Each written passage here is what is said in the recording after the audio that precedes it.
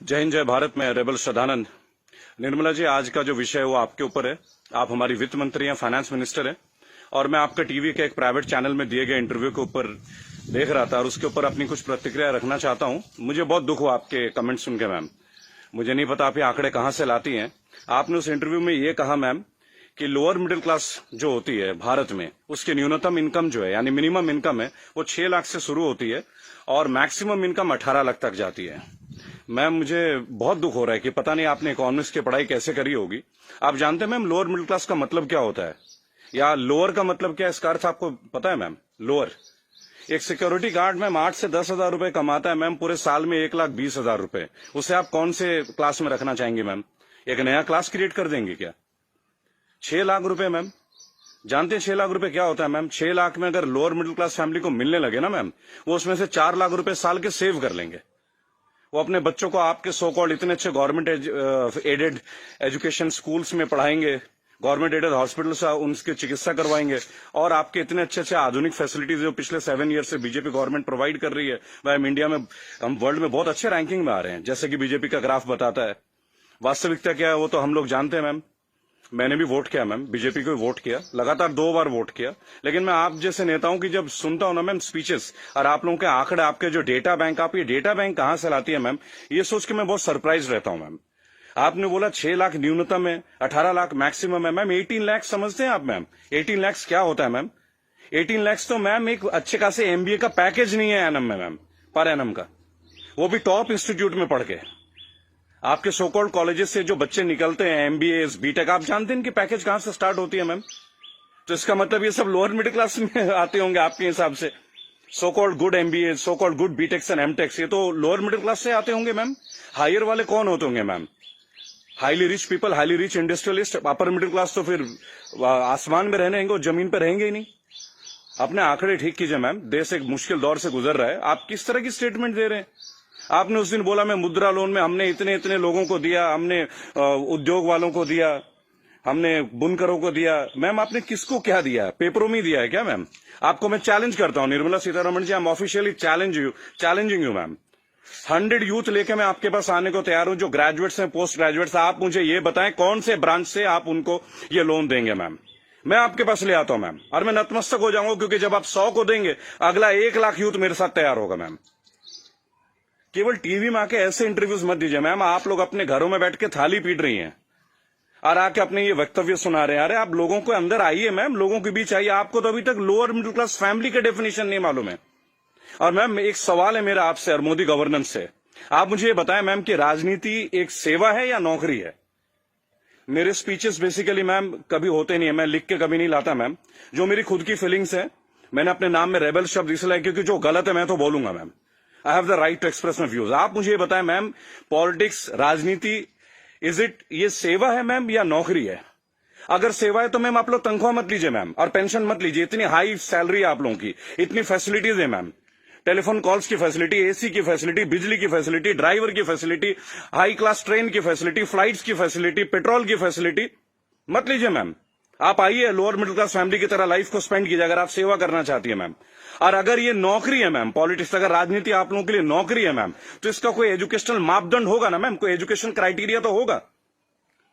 मोदी जी, मैं आपसे क्वेश्चन पूछना चाहता हूं कि ऐसा कौन सा डिग्री ले लिया मैं निर्मला सीतारमण जी ने, जो आप एक पहले इनको आप डिफेंस मिनिस्टर बनाते हैं, चंद महीनों के बाद आप इन्हें मिनिस्ट्री ऑफ फाइनेंस दे देते हैं।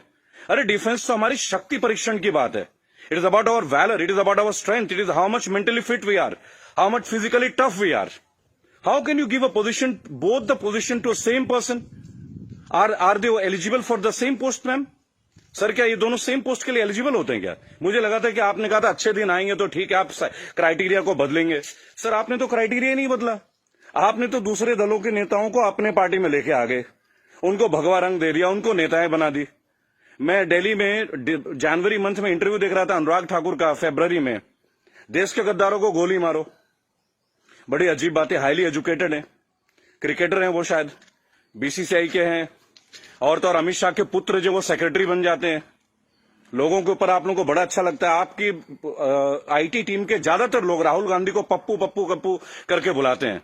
देखिए, मैंने एक बात सीखा है, अगर आपको हंसना है ना तो सबके साथ हंसे। If you want to laugh, laugh with others, don't try to laugh at others.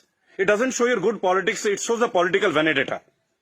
अभी प्रियंका गांधी जी ने बसों का इंतजाम किया तो बहुत सारा हवा मच गया कि भाई ये गाड़ियां टेम्पो हैं, वो हैं, फलाना है, ढेका है। अरे सर, आप 2000 बसें लगा दीजिए ना। चलो उन्होंने ऑटो दे दिए, टेम्पो दे दिए, पर उनको कुछ फीलिंग तो रहा, वो दे तो रहे। आप लगा दीजिए 2000 के बदले 4000 बसें। किसने रोक रखा है आपको? उन्होंने तो ये तक कह दिया कि भाई हमारे बसों में आप बीजेपी का झंडा भी लगवा लें।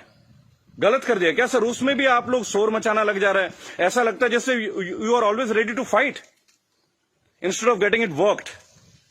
अच्छा देखिए, मैंने नितिन गडकरी का भाषण सुना टीवी में, ये लास्ट वीक की बात है सर। उन्होंने कहा स्वदेशी अपनाओ।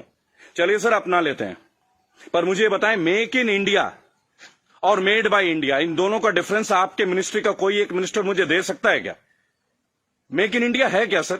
आप जमीन देते हैं सैमसंग को, जमीन देते हैं ओप्पो को, वीवो को, चाइनीज कंपनी को, साउथ कोरियन कंपनीज को, वो आके अपना प्लांट लगाते हैं, इंडियंस को हायर करते हैं, और उसके बाद प्रॉफिट जो है वो उनके अकाउंट में जाता है, सैलरीज आता है इंडियंस के अकाउंट में। तो मुझे ये बता दें कौन सा मेक इन इंडिया सर? आप मेड इन इंडिया कीजिए ना, आप अपने इंडस्ट्रीज लगाइए, आपको पैसा रेवेन्यू अपने पास रोकिए। अगर इतना दम होता ना सर हमारे मैकेनिज्म में, आपको चैलेंज कर रहा हूं, आप मैकडोनल्ड्स की तरह का आउटलेट बना लेते सर। 25 रुपए का बर्गर बेचने वाला भी लाखों करोड़ों रुपए डॉलर्स में कन्वर्ट करके इंडिया से लेके जा रहा है। आप छोड़िए मोबाइल फोन तो बहुत बड़ी बात है, 20-20, 50-50 हजार की बात है। आप बर्गर बनवा दीजिए सर, आप ब्रेड्स बनवा दीजिए, रेवेन्यू यहां जनरेट करवा दीजिए सर, मेड इन इंडिया कर दीजिए। What is make in India sir? आप कहते हो स्वदेशी अपना, फॉरेन की कंपनी को आप जमीन अलॉट कर रहे हो, राइट? और आप कहते हो चाइना का बहिष्कार कर दो। आप मुझे बता दें बीजेपी के कौन से नेता के पास इंडिया वालों का फोन है सर? और बीजेपी छोड़िए, किसी भी पार्टी, मैं यहां किसी और पार्टी का माउथ पीस नहीं हूं सर, क्योंकि मुझे देखा गया है, मैं देखता हूं ये चीज। अगर मैं आपके पॉलिटिकल किसी फेलियर के बारे में बात करूं तो लोग तुरंत बोलेंगे भाई ये तो कांग्रेस का आदमी है। It's very cheap sir, it sounds very cheap. ठीक है सर, आपसे पहले हमने कांग्रेस को भी वोट दिया, क्या गलत किया सर? गलत क्या किया भाई? जो मेजोरिटी में आएगा उसको तो वोट देंगे ना। मुझे ऐसा लगता है कि आप ऑपोजिशन को भी नहीं टिकने देते हैं भाई। एक सोशल सिस्टम है, गवर्नेंस का एक सिस्टम है सर। आप अच्छा गवर्नेंस करेंगे पर एक मजबूत ऑपोजिशन, आप तो ऑपोजिशन को ही परचेज कर ले रहे हैं आप लोग। ज्योतिरादित्य सिंधिया को आपने परचेज कर लिया सर, बुरा लगेगा सर सुनने में। ऐसी क्या घुट्टी दे दी सर?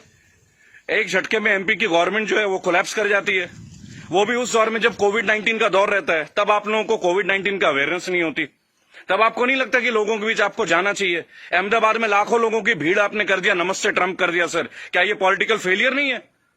आज आप बता रहे अचानक से आपने 25 तारीख को लॉकडाउन कर दिया और 1 महीना तक आप नमस्ते ट्रंप की तैयारियां करवाते रहे sir. What is this sir? झूठी शान का हमें क्या करना है सर? आज सबसे पहले आप अपने नेताओं को बोलें कि वो कुछ भी बोले ना टीवी में, हेल्प तो आप करना नहीं। मेरी बात सुने सर, सब आत्मनिर्भर है।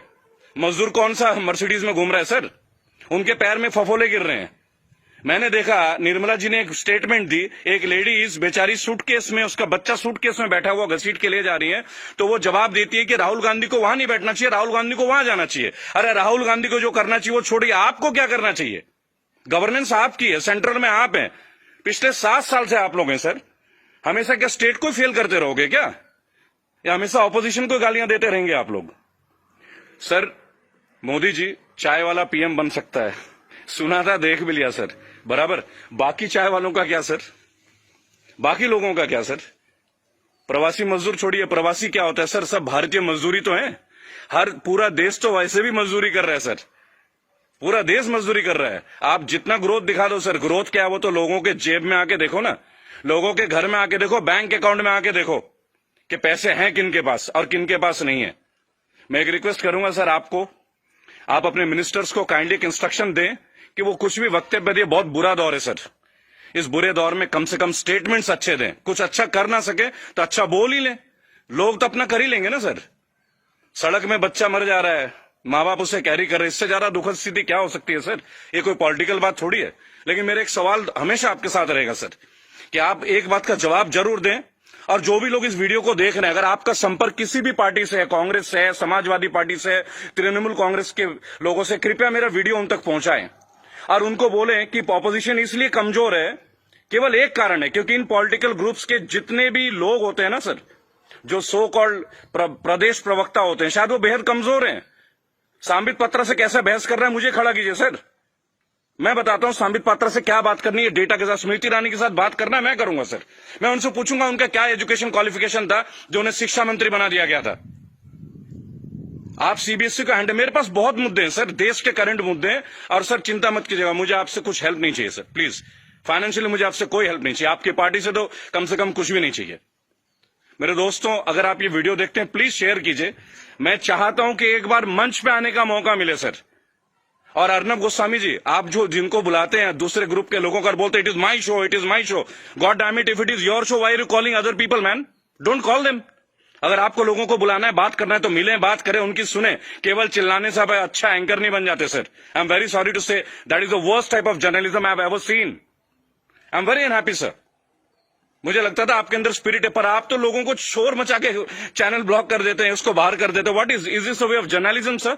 कि मेरे इस सवाल का जवाब दीजिए। मेरे इस क्या फिल्मी शूटिंग करते हैं क्या सर आप? चलिए सर, मुझे बुलाइए अर्नब जी, एक बार अपने चैनल पे बुलाइए मुझे। 5 स्टैटिस्टिक्स पे बात करूंगा, ग्राफ के साथ बात करूंगा, डेटा के साथ बात करूंगा आपके साथ। उसके बाद अगर आपकी बोलती ना बंद कर दी ना सर, तो मेरा नाम बागी श्रद्धानंद नहीं। मैं बीजेपी के अगेंस्ट नहीं सर, मैं बीजेपी गवर्नेंस के अगेंस्ट हूं।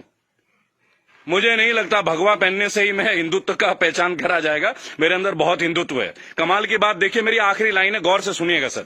श्रद्धानंद पति मेरा नाम है, जाति से मैं ब्राह्मण हूं, पढ़ा हूं क्रिश्चियन स्कूल से, Saint Mary's English high school.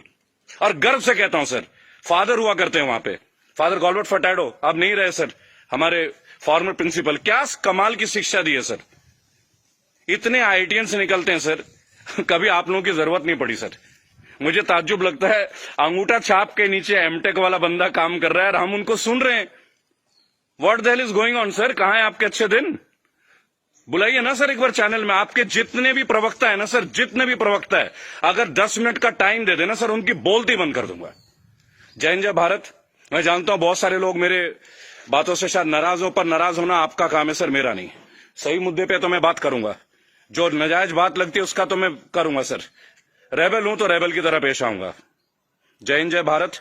अगला मुद्दा 2 या 3 दिन के अंदर स्टैट्स के साथ आऊंगा सर। और मेरे दोस्तों, मैं दोबारा एक रिक्वेस्ट करता हूं, काइंडली अगर आप लोगों के पास कोई कॉन्टैक्ट है, मेरा वीडियो तमाम पॉलिटिकल ग्रुप्स के पास भेजें, एक मंच पे आने का मौका दें। इन्हें बताऊंगा सर, इन्हें बताऊंगा इन्होंने झारखंड के लिए क्या किया है, इन्होंने बंगाल के लिए क्या किया है, इन्होंने केरल के लिए क्या किया, अरे उत्तर प्रदेश के लिए क्या किया, वो भी बता दूंगा। हम